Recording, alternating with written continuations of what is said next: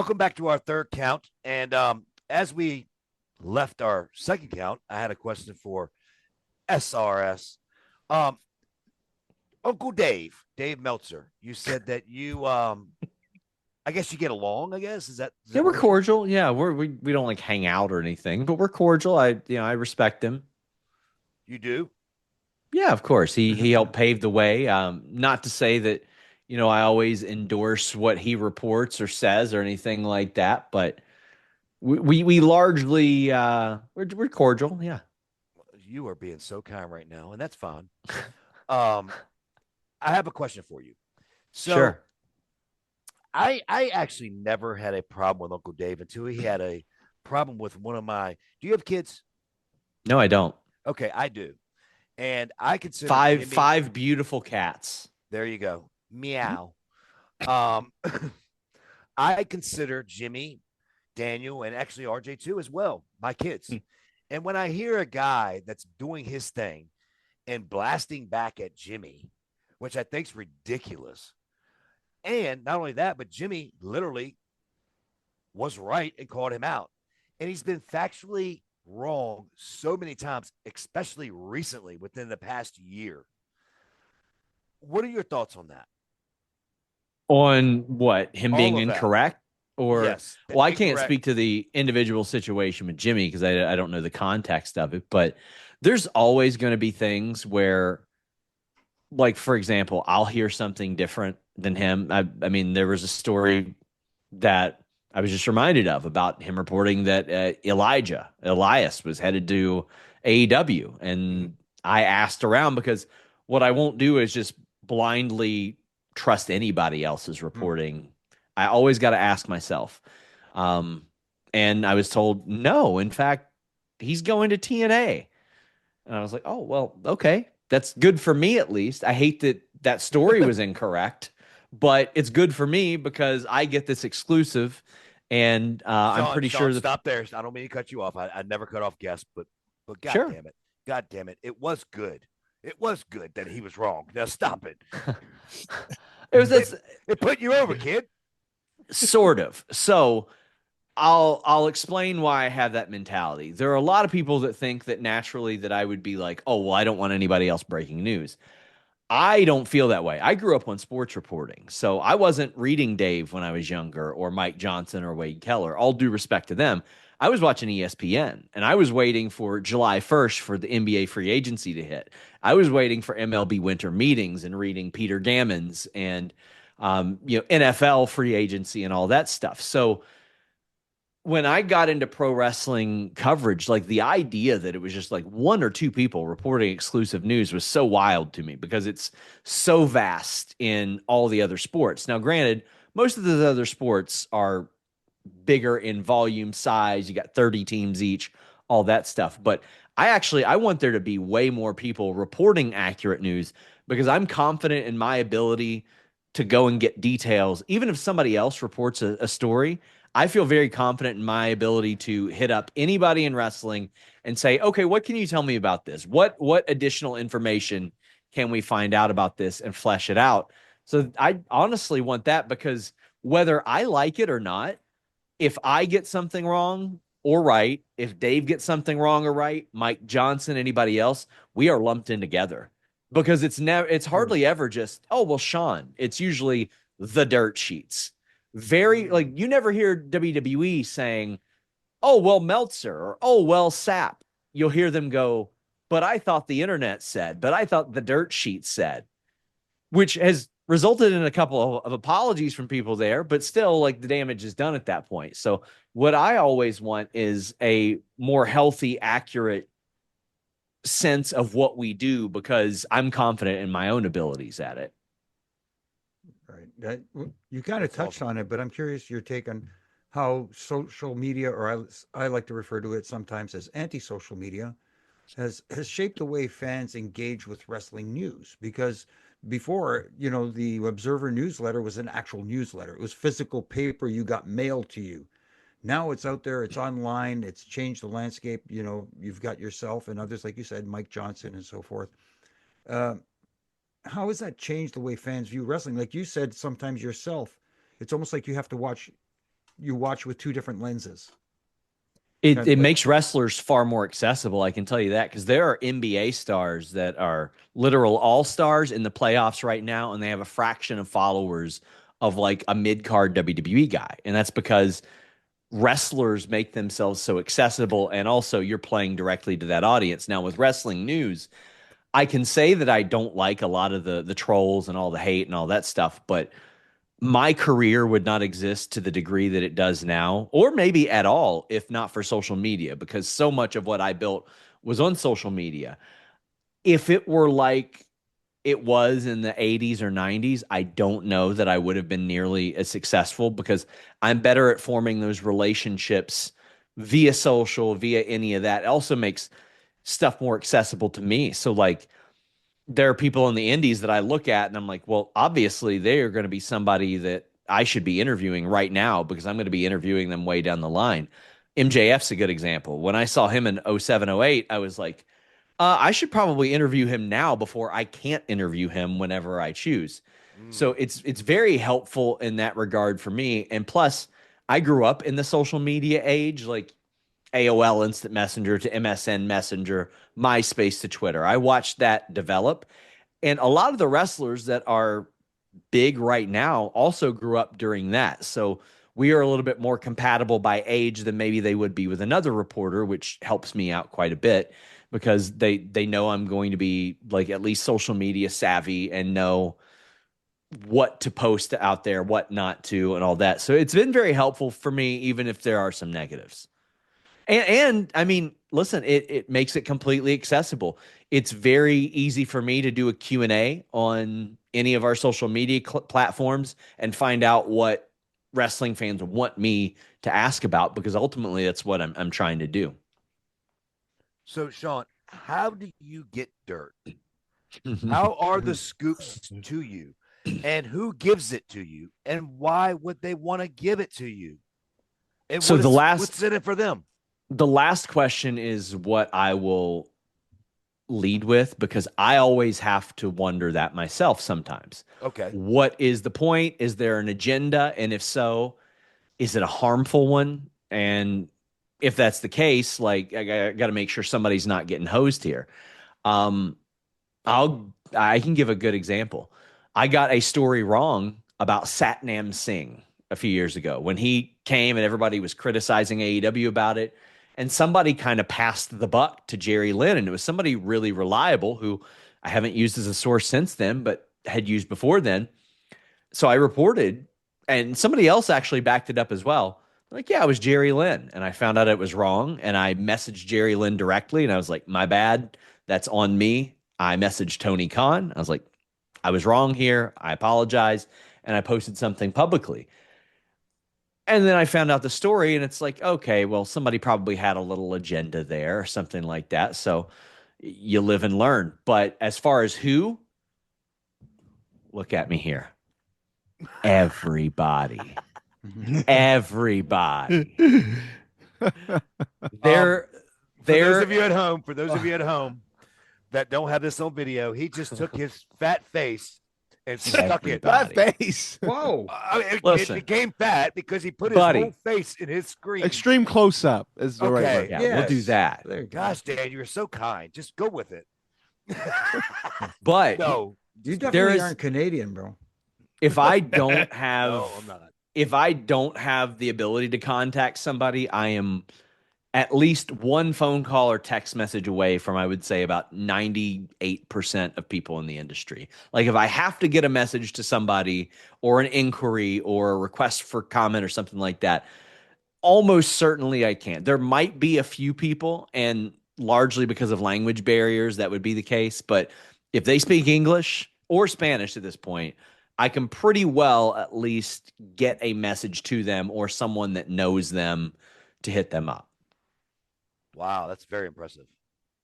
Do you think that's So, the same with Uncle Dave? All you gotta do is ask a lot of times. I mean, I'll tell you, I won't say who, but a person who I would have never expected to talk to a person like me started to, just because I was like, hey, I got access to an injury report. I saw that you're on the injury report first off, are you okay? Second off, is this true? What can you tell me? And they said, you are the first person in your line of work that has ever reached out to me for a comment on this. So we're going to keep this line of communication open. And I said, great, awesome, thanks.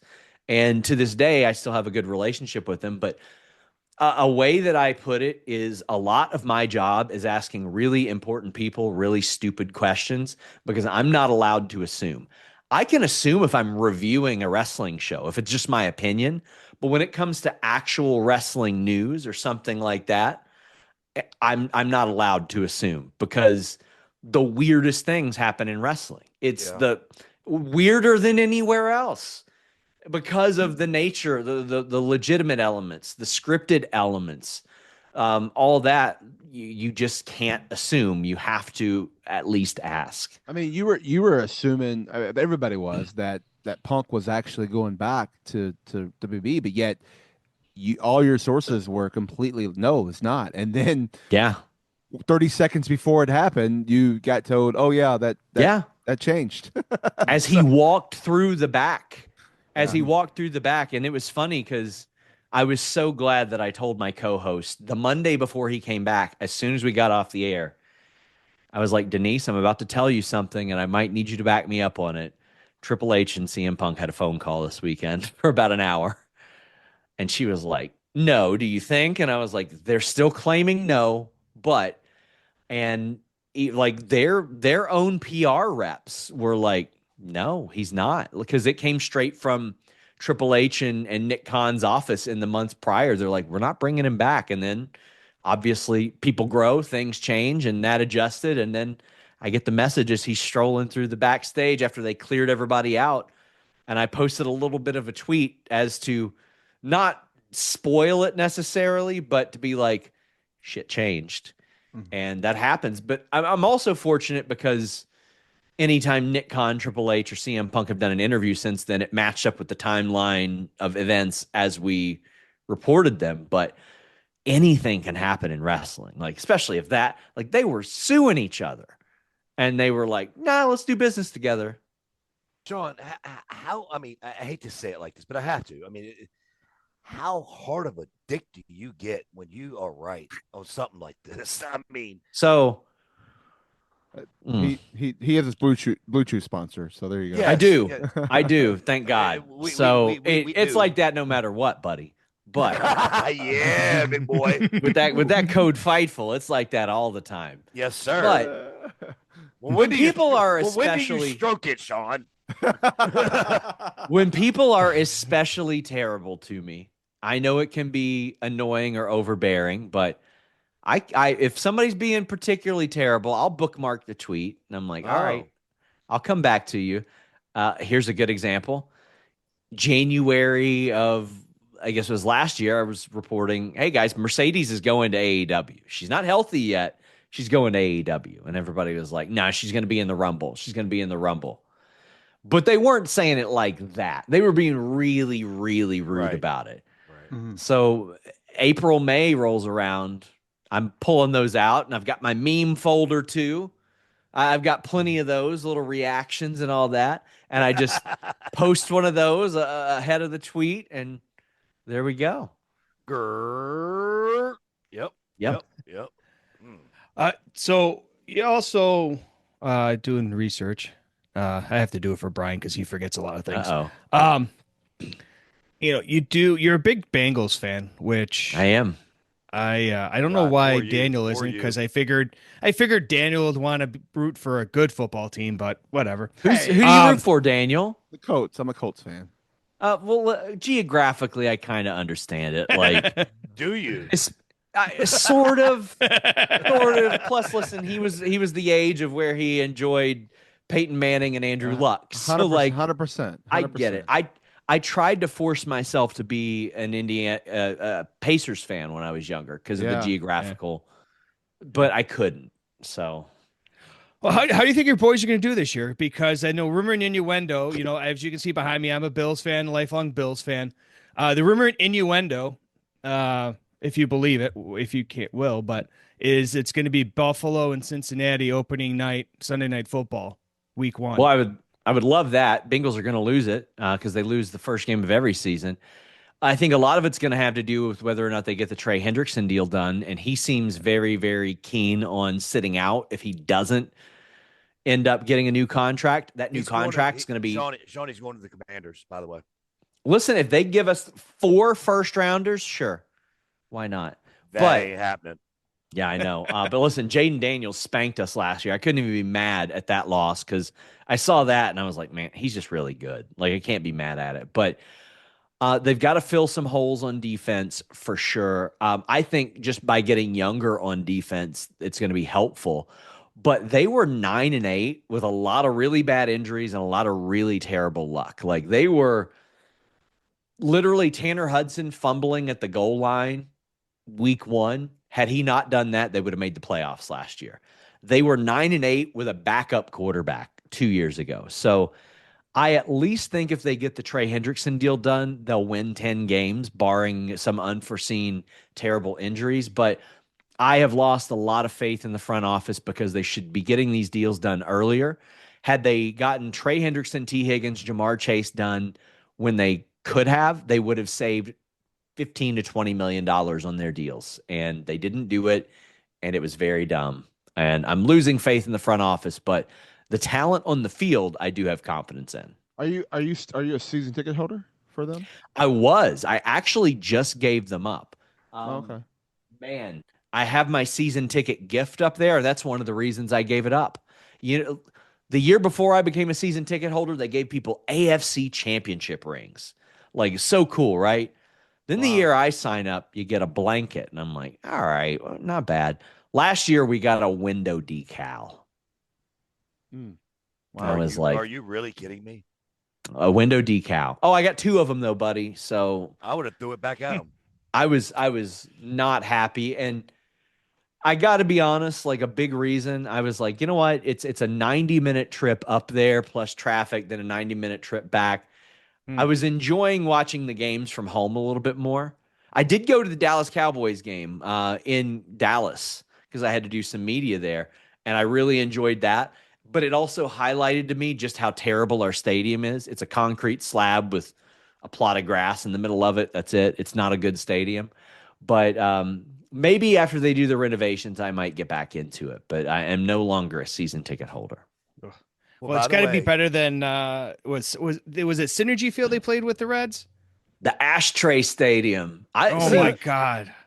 I grew up on terrible. Riverfront Stadium, but it was terrible. I didn't know any better. I had no idea. And yeah, Riverfront became Synergy. I just always called it Riverfront. Yeah. But I didn't know any better because like all the stadiums were like that. They were Ashtray stadiums. Funny enough, like the reason I loved, like it was fun that I ended up going to Toronto so much. I grew up as a little kid. Toronto had the cool new stadium, the great baseball team. They had the new NBA expansion team. So I was always like, oh man, I want to visit Toronto. And then I end up doing business with a guy from Toronto, and it's like my second home now. So I go up there all the time. Saw Jimmy up there a couple months ago, but I always loved the Sky Dome. And to me, it's always bummed me out that none of the stadiums that we have locally are even as good as the like 36-year-old stadium in Toronto. But thank you for calling it Sky Dome. I mean, it'd always be the Sky Dome to me. Well, I will say, now granted, I know I'm biased, but Lucas Oil is pretty nice. It is. Yeah, it is. Nice. Yeah, so it is nice. But it really did highlight to me when I did Lucas Oil, when I went to Cowboys Stadium, Ford Field, like all these places, I did realize how much of a poverty franchise the Bengals were. It put it in perspective. And even, I'll tell you what makes it inexcusable, because right across the street is Great American Ballpark, which isn't like a fancy stadium, but it's a beautiful stadium. Yeah, beautiful, yeah. Small market team, always has been, but it's a very pretty stadium. Now, I will never quite understand why cities love building venues on the river so much where the traffic is always jammed.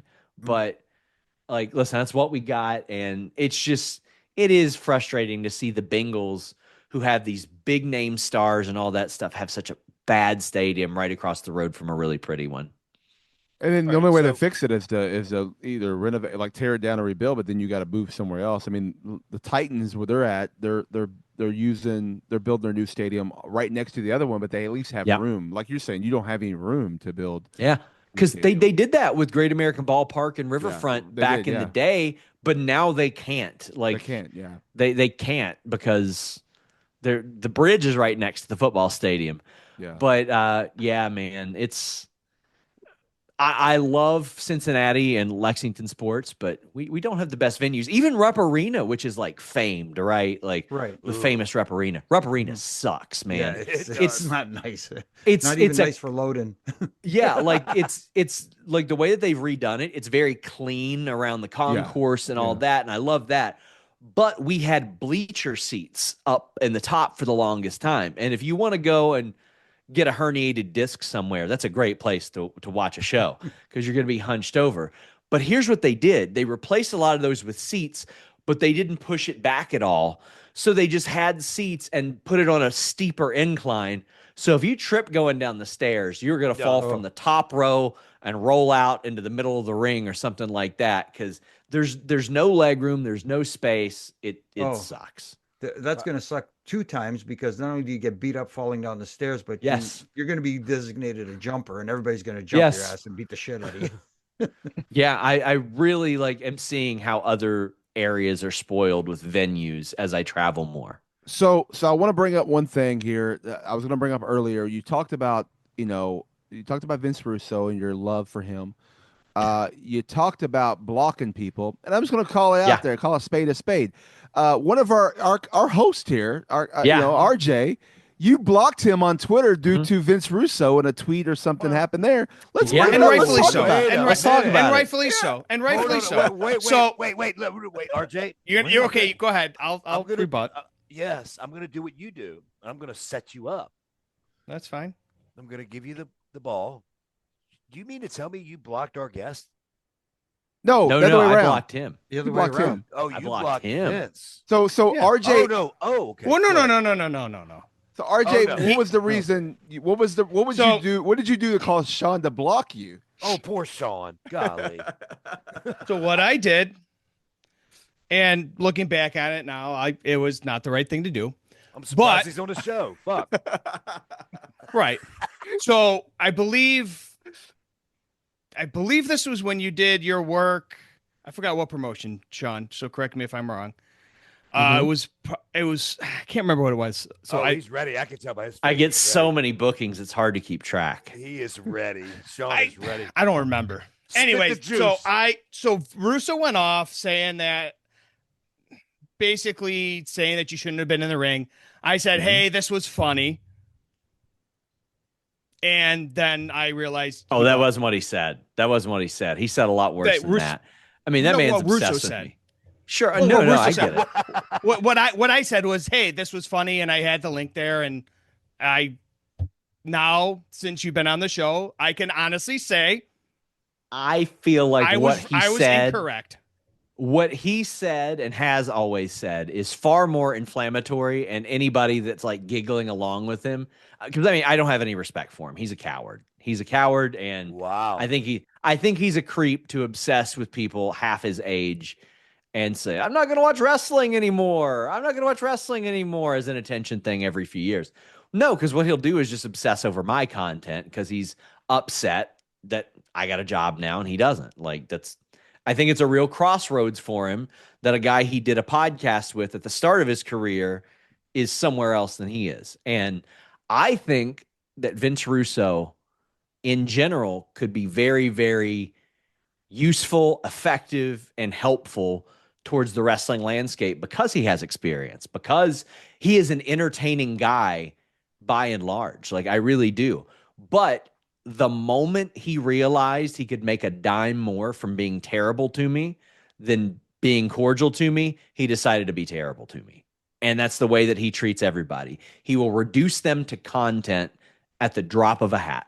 And Come on, that's bro.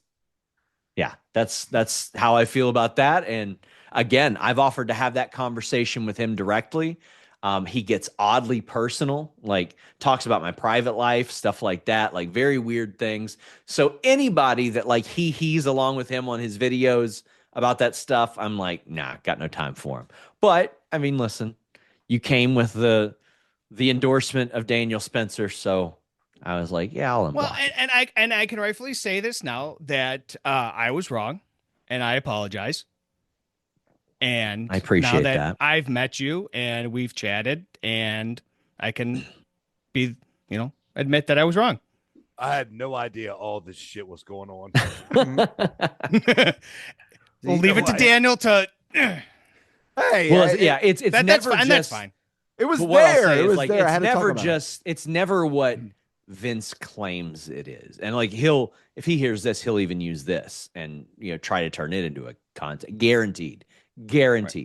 But it's always something that crosses the line, and he's always he's a sad old man. That's just what it is. Like, And honestly, dude, he's accused me of having a a toupee. The guy was accusing me of having a toupee recently. Apparently, I was like, "What are we doing here?" So Sean, And honestly, I should have known, better. I should have got both sides of the story, and I didn't, and that's on me. well, first of all, let me just start with this. RJ, I respect that you're apologetic and you say what you say. Secondly, Sean, why is the heat there though? I don't get it with you and Vince, bro. Oh, I'll tell you why. I'll tell you exactly bro. why. I'll tell you. I remember it like it was yesterday. So there was a situation, and there's video of it out there. Nashville Starcast. I confronted a guy, got in his face, because for years, years he had said, "I'm going to punch you in the back of the head." I was there when that was the Ric Flair's last match, Yeah. SummerSlam. Yeah, okay. Yeah. All right, So one by the way, second. he snuck So into this show. How can I look it up, Sean? I'll explain how. Okay. All right, momentarily. got you. But this guy had said, "I'm going to punch you in the back of the head on site." For years, he had said this. Love And that. I love it. he was popping up on he was on Conan's show and Disco's show, and he was saying this, but that wasn't all he said. Like that, I can take that. I'll just see you when I see you. He called numerous people on my website the N-word. He had been like really homophobic. And then where it hit was there's a woman that was at this show that online he threatened to punch in the face. He's like, yeah, well, when I see you, I'm going to punch you in the face. Well, to me, what kind of person would I be if I saw that, knew that, and didn't say something to this guy? Right, exactly. So I'm told here he is, which he snuck into this show, by the way, and got kicked out multiple times. I go, I see him. I'm like, here I am. Here's your opportunity. What are you going to do? He kept making excuses, didn't want to do it. And somebody ended up videoing it and posting it. Vince saw it and claimed, oh, I can't believe these marks are doing this about wrestling. And I messaged Vince and I was like, Vince, I would never approach somebody like that about pro wrestling. I do not care about somebody's thoughts on pro wrestling like that. But when they're racist, when they're threatening to hit a woman, then hell yeah, I'm going to approach somebody like that. 100%. Vince knew that and still perpetuated that it was about wrestling because it fit his narrative of these marks think wrestling is real. And this guy was a buddy of his too. You're a great impersonator of him, by the way. Yeah, let me tell you. I used to have to transcribe his interviews. And let me tell you what a real battle is. To find out what bros are necessary and what ones are not necessary to the transcript that you're typing out. Because when he says this stuff, there are some that are useful for the story, but you can't type them all. Right. You're just wasting time. But did you go into it with an over-under on how many bros you'd have to... It's funny you say story? that because there was at one point, there was like a running joke and like it wasn't malicious. He's fully aware that he does it. I say bro a lot. I did a show back-to-back years. I did shows with Diamond Dallas Page, Vince Russo, and Matt Riddle. So I thought bro was my name for a while, like for like 3 years.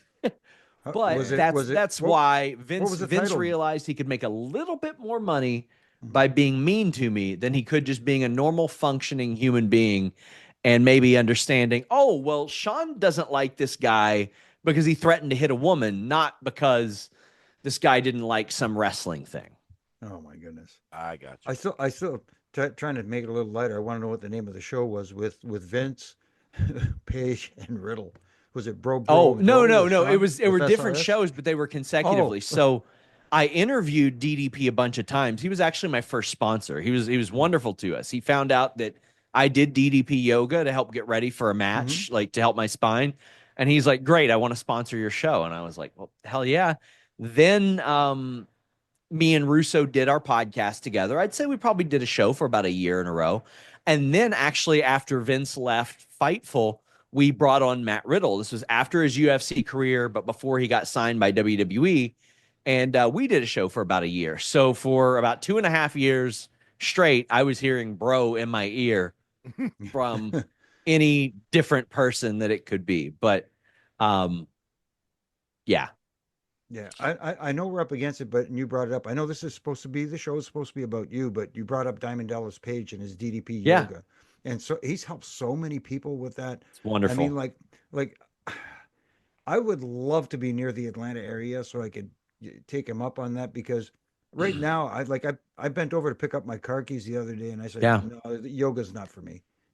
I fractured a vertebrae when I trained MMA. It was very early on, and I didn't get it taken care of. And when you do that, you get all kind of nerve issues, spinal issues. It was rough for a while. Like my wife had to help me out of bed, and I at some point I was like, man, I got to do something. Like I've been active my whole life. I can't not do something. And I would see the DDP yoga stories, the very first one.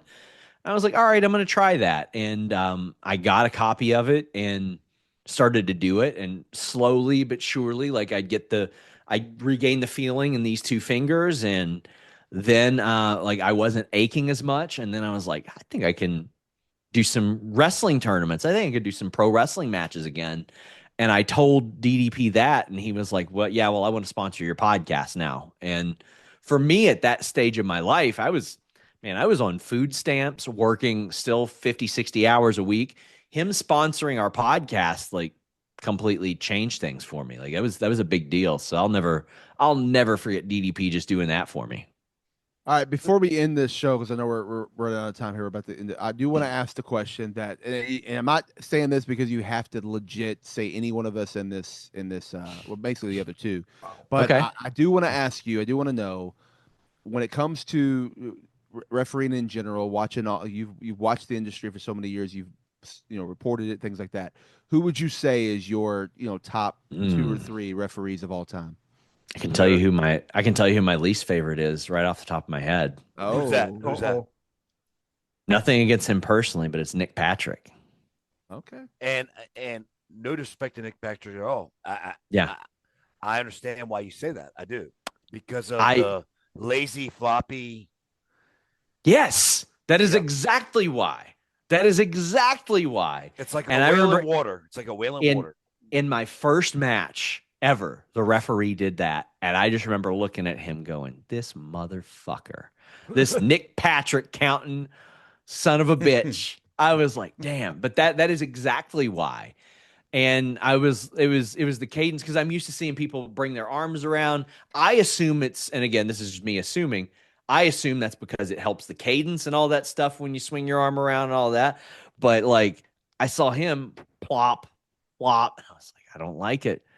I don't like it. I mean, listen, not to be a kiss ass, but I liked your father an awful lot because I think it's cool when wrestlers or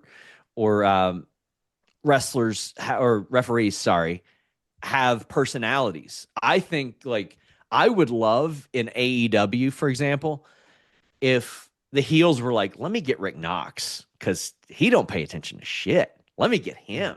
Like, let me do that. And the heels like should look at Bryce or Aubrey or somebody and be like, nah, they're tight. They're a little too tight on their rules. Don't want that. I would love that. Like to see in Brian.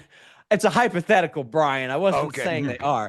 I'm just saying, like, very clearly, like, sometimes when you're watching football and like Ron Tolbert or something out there, you go, son of a bitch. I don't want this guy. And then there are some guys you see and you're like, oh, I remember when we got that call last time. I always thought like that should be a thing in wrestling where you look at a referee and you're like, okay, this will apply better to the story. Because why wouldn't the Young Bucks want Rick Knox reffing every single one of their matches. He's never DQ'd them once in his life for any of the bad shit that they've done. So, Sean, But, let me ask you one question. Yeah. Before you respond to the complete answer, okay? And I have thought about this, and I have talked about this in interviews before. Love my father to death, Sure. obviously. Is he one of the greatest referees of all time? Maybe, but here's my point. So, if myself, Jimmy, or Daniel were to be involved as much as Earl Hebner was, storyline wise. Fair So in point. other words, if I had the same career I had, but yet I had in our time, a John Cena screw job. If I had I don't know, you know what I mean? Like, if Yeah. you had a twin, or if I had a twin, but does that make Earl Hebner the best referee in the world? Was he better than, say, Jimmy, myself, or Daniel? I will sit here and say, here come the dirt. Easily. No, sir. No, sir. No, sir. My dad, if he was on this panel right now, would tell you, and he means it. He would say Brian is the greatest referee of all time because he's way better than me. And I mean, when I say that, I'm not at all put myself over. Wink, wink. Sure. But seriously, he has told me this to my face. He said, Brian, if you were with more angles and you had more things I had a beatbox. Okay. That was my biggest Yeah. angle I ever had. But that doesn't take away. Jimmy had the strike. Daniel hasn't really had much yet. Okay. But he's early in his career. But what I'm saying is you have to take that into account, though, when you consider referees. Tommy Young didn't have Good anything. point. Yeah. That's He's a good great- point. He's a great Yeah. referee. So when people rank referees, to me, it's unfair in a way But to say, and you're right, because sorry to cut you off, but a lot of people will put Nick Patrick on the top of the list because of the angles he did with the NWO. Exactly. that's Yeah. what I'm saying. But he doesn't make him a great referee. Scott Armstrong as well. With It the- makes him with a that known clothing. referee. Yeah. well, And also naturally- little Nate. Naturally, Little I'm Nate, gonna naturally I'm gonna romanticize people that I grew up watching as a little Right. kid because, like, as a little kid, if I saw somebody wearing referee stripes at a grocery store, I assumed they held some sort of authority. You know what I mean? Like, Yeah. because of watching wrestling. Like, I Right, could come right, back from right, reffing right, a soccer game, and I'm gonna be like, "Well, listen, That don't count, kid. they're doing something." I can tell you one of my favorite referee moments is one that frustrated most people, and it's when Kyoto was confused by Carmella's cash in, and he keeps going Oh. back, and he's like, "This briefcase, you want to cash in this? Are you sure?" And she's such a great verbal wrestler, like she's such a great verbal performer. She's screaming at him. She's like, "Yes, old man, of course I do," and he's like, "Yeah, but you know this is for the title, right? And if you lose, you're not gonna." That was one of my favorite referee moments of all time. And then, like, of course, I'll romanticize. I think it was probably Pee Wee, or maybe it might have been Mark Curtis, whoever they had on WCW Revenge, the video game, who would pop up because they didn't have a referee in the ring, but the little cartoon of him would pop up as well Oh, and yeah, do all the yeah. counting. Oh wow, I And- remember that game. Wow. Yeah. Yeah. But they wouldn't have a referee in the ring, and they couldn't Yeah. because the system couldn't handle it. The video game system Yeah. couldn't. So instead of just having 1, 2, 3 pop up there, they had a little cartoon version of one of those two that would come up and do that counting. Man, I It remember was that. I Brian completely forgot about Hillebrandt. There you go. Ah, There you go. Oh, God bless him. that. Yep. Good old Google Yep. machine. So- Mark Curtis. Yeah. Mark Mark Curtis. Curtis, Mark yes. Curtis. Yeah, yeah. So, Sean, you have to touch on this, though. I mean, what, in your opinion, through your life, and just say it honestly, Earl Hebner, obviously, cool. Sure. I get it. Name your top 5. Oh Oh, man. I said 3 and you go 5. Okay. All right, go 3. Daniel Spencer, Brian Hebner, Jimmy Corderas. Stop it. Stop it. All right. Good night, ladies and gentlemen. Thank you for tuning in. I'm wrapping it up this week.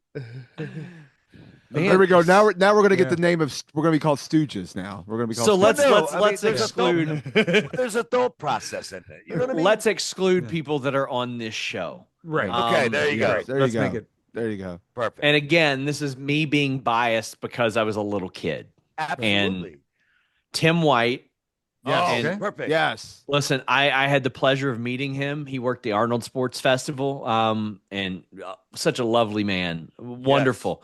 Yes. And it was what I loved is he was running autograph lines for people. Then people realized who he was, and then the line formed for him Him, as he's Yes. conducting the Started line. forming.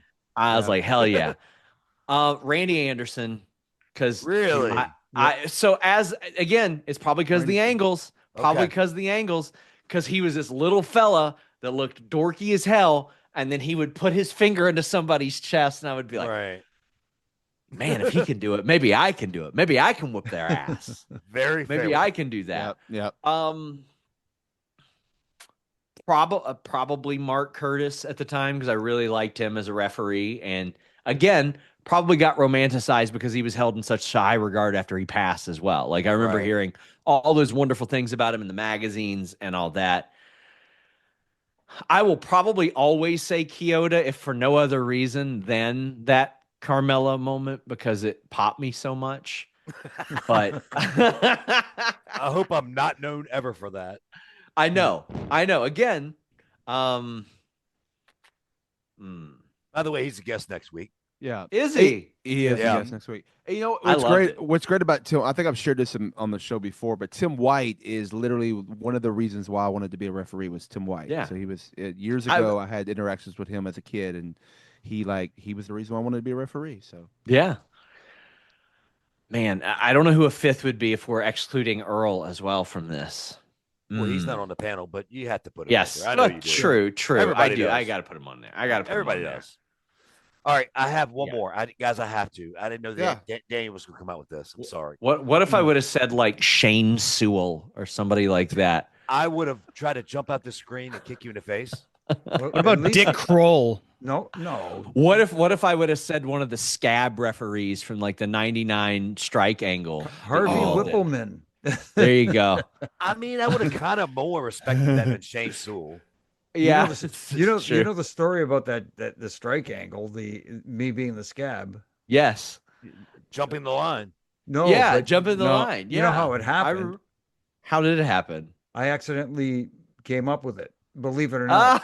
I was on my honeymoon while the angle was going on, and when I came back, obviously I wasn't watching wrestling because I wanted to stay married. So when I got back, they said, we're running the angle, we're striking all this stuff, and I run into Hunter in the locker room and says, "Hey, Jimmy, welcome back. How was the honeymoon? Ha ha. Too bad you're out of a job. Ha ha." And I went, "Hunter, I can't afford to go on strike. I just got married." And he laughed. He went, "Huh, okay, come with me." Yeah, that's And I went, amazing. "What?" and see, he goes to JR. He goes to JR. "Hey, Corderis had a great idea." And I go, "I did?" See, I like that type of stuff because to me it put over the authority that you guys should have had because like why would you accept the abuse that was going on there? Like who would put themselves in that position? You know what I mean? Oh, Because absolutely.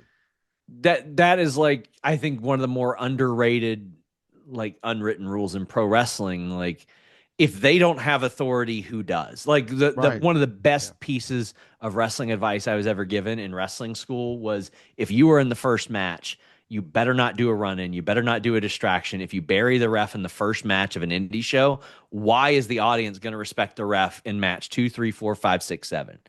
And that was like one of the most useful things I was ever told because I was like, yeah, if the audience is immediately conditioned to not trust a referee's authority, then why would they throughout the course of a show?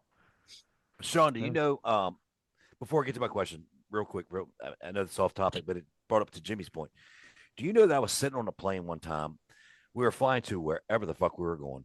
And Paul Heyman looked at me and said, "Do you know how I could make money on a referee? And it's so easy. And I don't know how these people don't see it." And I was like, "Oh, okay. Please explain." Long story short, he was like, the opportunities that they have with you and your dad are unbelievably blinded. I see money all over the place. And I went, well, I don't book it. He's like, I know, and they don't either. He's like, if you were in ECW, there would be a angle that would run for 6 months where not only you, but your father would get over, make money, and make money for me and the talent in the ring. I was like, got it. And I get what he's saying. It doesn't matter if it was me. He's a referee in general. Like Jimmy doing the picket line. He would have booked a 6-month program for Jimmy. Sure. Put him over, made the company money, made people invest in him, and the talent that was working with him. You know what I mean? It's crazy. Paul Heyman is a smart motherfucker, man. That's why I love the idea of like tendencies, not like good refs, bad refs, just ones that specifically like the audience kind of knows. They play it tighter, they play it looser. Right. Paul Heyman, it was so funny. I don't think he would be upset that I shared this, but like when I met him, I tried to get a hold of him for a story because he was listed as a writer on something, and he was not a writer for any company at that point. So I sent my little carrier pigeon out to track him down, and his message to me was, "I have been summoned." And I was like, yeah, why were you listed as a writer on this segment and you're not a writer in the company? And he replied, probably because somebody there is a fucking idiot. And I go, makes sense. Totally. All right, thank you. All right, Sean, here it is. And then we're going to let you go, brother. Yeah. I have to know this. I think everybody would like to know this. So you report something. Sure. What is the worst feedback you've ever gotten, whether it be good, no, bad, where you were dog cussed that you've received as a wrestler, a promoter, or even the owner of a company? Who made you go, holy shit? In like a bad report or a report they didn't want out. Yeah, because I don't think he's ever reported bad. I think it's just a no. Yeah, meaning he got it wrong, or he got it right, but they're like, why the fuck would you do that? Okay, I'll give you a good one, and it changed the way that I reported a lot of things. All right, I didn't even report this news. We call it aggregating. So I report something, and somebody else follows up with it, and they report it. All right, Sean, and you have to use smaller terms of words on the show. Well, it was about agriculture, aggregating. Oh, okay, I'm sorry. So I aggregated news about Tommaso Ciampa being injured, and it was when he was a free agent. And he hit me up, and he's like, I'm not going to say this is true or not, but why would you put this out when you know I'm trying to get a deal? And I go, you know what? You're right. I was like, I didn't report that myself. I was like, but you're right. I'll take that into consideration. And it showed me I got to always reach out to people. Now, this was like 10 years ago, but it's something that I looked at and I was like, man, I always have to like consider how is this going to affect somebody positive, negatively, indifferently? Because clearly it wasn't an injury that would keep him from working well, because here he is 10 years later still having some of the best matches of the year with ladders involved and stuff. But that was something I looked at and I was like, okay. There was another story and I got an apology for it, but it wasn't a wrong story. But the reply from a very high up person was, quote, "You white motherfucker." You can't do that here. You can't do that. You cannot do that on this show. You have to. You have to. Come on now. What are we talking about now? Come on. I cannot say who it was, but they did apologize to me a few days later. Sean, pussy. You're a pussy. I can't. No, I understand. I am kidding. I am totally the only kidding. thing I'm going to ask, if you can't, yeah. I'll respect. Is it someone who is current? Is it someone who is? Oh, they're current. Okay, they're current, and maybe, and we have actually talked about it and joked about it since then, but it was followed by like paragraphs and paragraphs of like frustration and anger, and then a few days later they said, hey, are we good? Because I know that I wasn't in a great mood then. And I'm like, I said the same thing I said earlier. I don't report on somebody or talk about them privately or publicly unless I expect the absolute worst possible response to everything.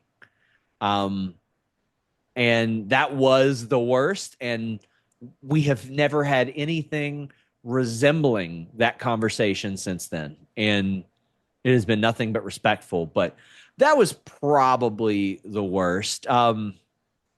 Myself and a number of higher ups in various companies have cursed at each other, but they've always came out liking me more afterwards somehow. So I don't know. Yeah, I've had a few of those, but never anything like too bad. The you white motherfucker one was pretty. I was like, whoa, okay, but we made good. Do you feel like you're probably in the most respected journal? I know you said you don't like that word, but do you feel like no? I think Mike Johnson is, honestly, and the reason I think that is because he conducts himself more professionally on social media than I do. And I wish that I could conduct myself like John Pollock or Way from Post, because I think those two fellas are the epitome of professionalism. It's just not in my DNA to not respond to somebody over things like that. That's just how it's brought up, whether that's good, bad, indifferent. But I think as a result of that, though, I think that there are people that maintain a higher level of respect because of that. But I work for myself, so I get to deem what level of professionalism I find appropriate for my website or staff or anything like that. But I'm completely fine with that. I am comfortable with my position, my place, and all that. But yeah, I mean, I am completely fine with that because I think that I do better work than everybody in my line of work. So what you're saying is no matter how spicy you get on social media, you're not going to future endeavor yourself. Correct. There have been times when I've been like, man, would I be happier working at like the Amazon factory down the road?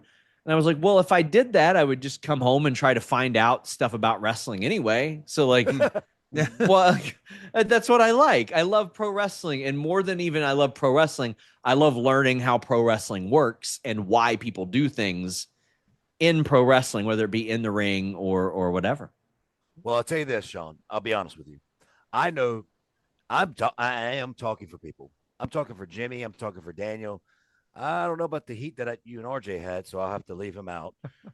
We're good. Listen, it was so tepid and like minor. It's just anybody that was responding to Vince Russo and giggling about it, I was blocking. Like other than that, I got you. Hey, no problem. All right. Well, I just want to know, or not want to know, but want to let you know that we all do respect what you do, and I appreciate that. No, I'm being serious, man. I wouldn't have you on here if you were some fucking mark and just fucking putting out bullshit. I mean, you are a mark because we're all marks. We are. Absolutely. All four of the pictures that you see on the frame, including RJ, are all marks.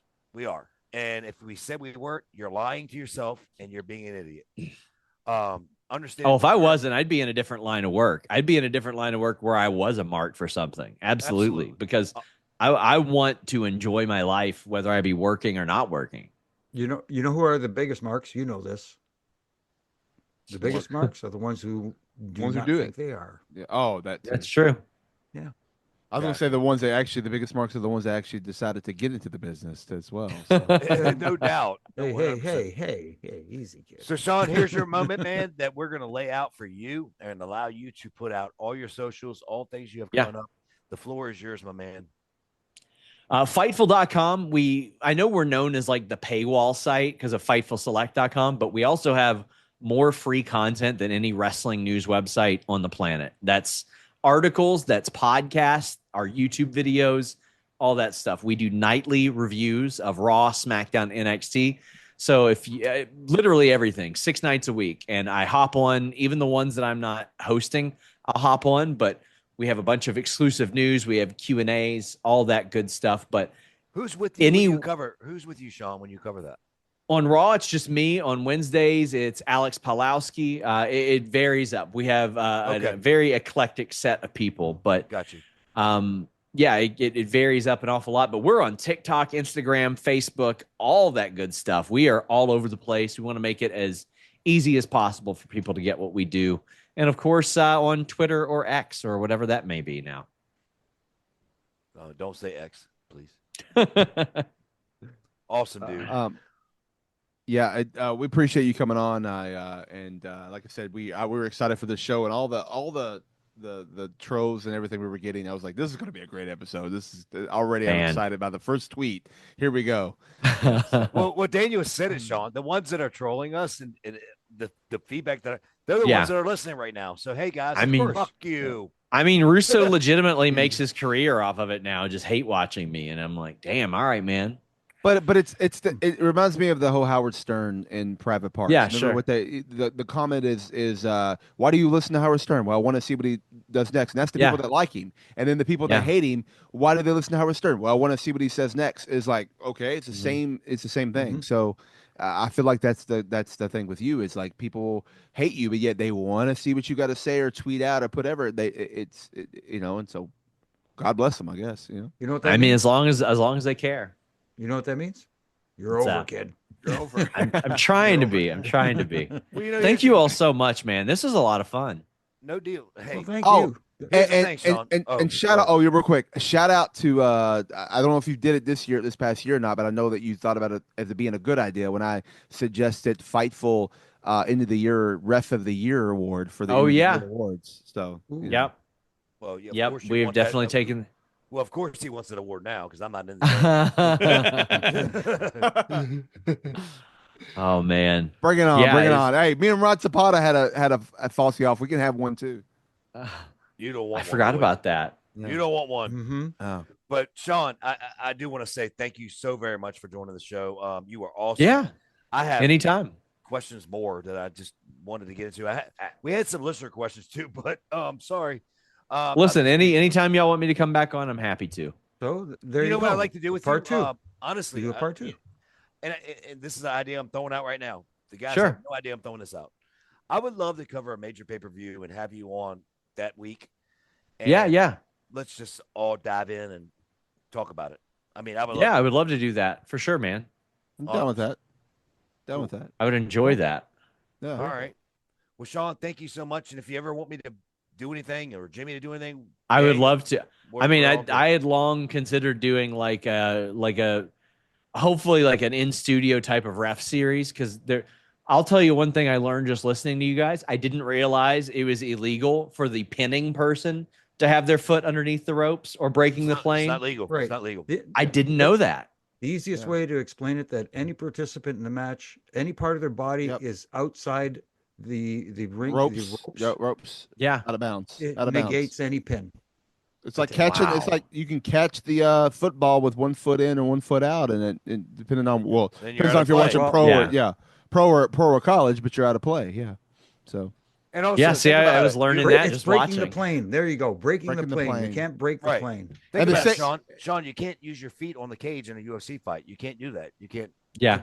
To make And- more pressure. and here's the other thing too, and this is what throws people off in a triple threat match. There's no disqualification, so therefore, Yeah. a rope break is you can't do anything. You can't make them break. However, there's no 5 count. there's no five Yes. count. However, if they're holding the ropes and they tap out, they're illegal at that point because they're Yeah. they're on the out of bounds. Because a Um, pin or submission can't Or pin happen with can contact with pin as ropes. well. There you Yeah. go. Yep. Sean, you need to really rethink your little top 5 or top 3 you got going on, buddy. I've never sat down and really thought about it, honestly. Well, you should. But I because know Nick Patrick is my dirt worst. I couldn't stand. I get He'd it. lay flat on his back and go. Oh, I know. hated it. I couldn't Well, I figure can, out I how can he name, did it. I can name my top worst, but I'm not going to do that. You do it every week. You do it every week, anyways. I just don't say the name. Exactly. Oh man. But anyway, hey, Sean, Oh, thank you so much, buddy. Hey, thank Yeah, you man. all. I appreciate you.